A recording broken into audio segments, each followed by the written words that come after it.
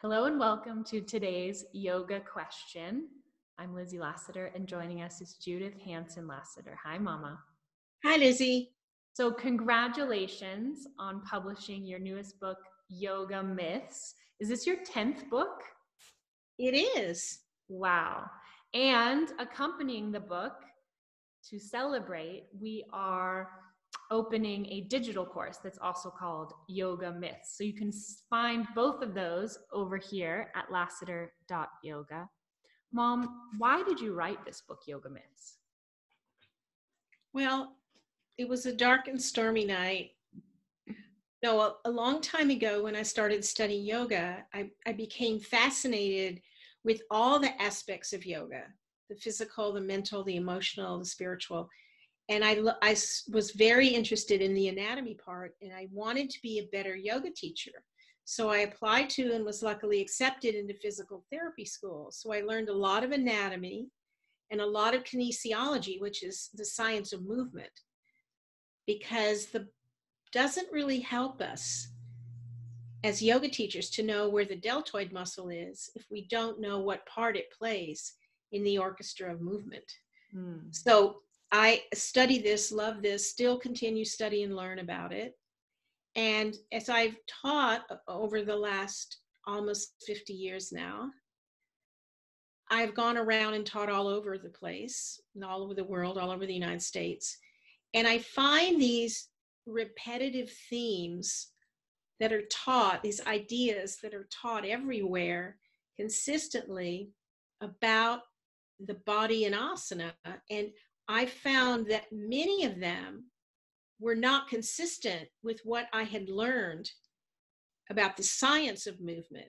So I wanted to write about that so that we can understand from both sides of our brain, from the science brain, but also from the artistic brain, the beauty of this work.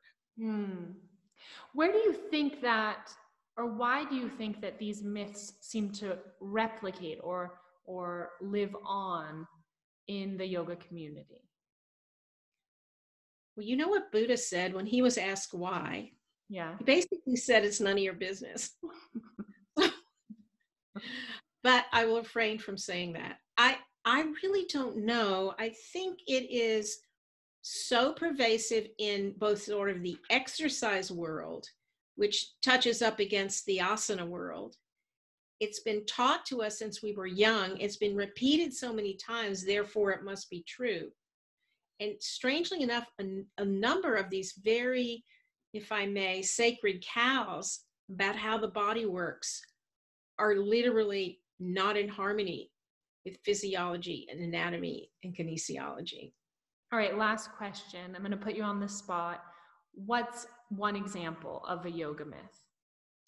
One example of a yoga myth is the idea of what I call belly breathing. And the first thing I like to say when I open this discussion is there are no lungs in the abdomen.